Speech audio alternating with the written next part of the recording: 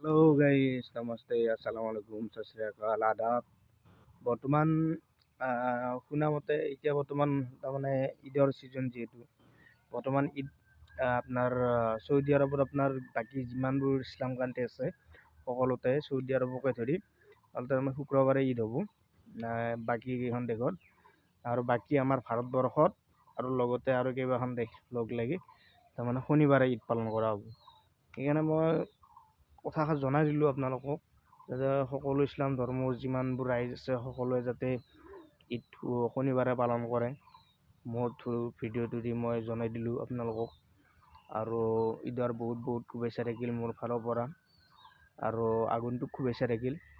সকলোৰে ঈদ ভালে ভালে যাওক, সকলোৱে সকলোৰে আশীৰ্বাদ লওক, মিলা প্ৰীতিৰে বজাই ৰাখক।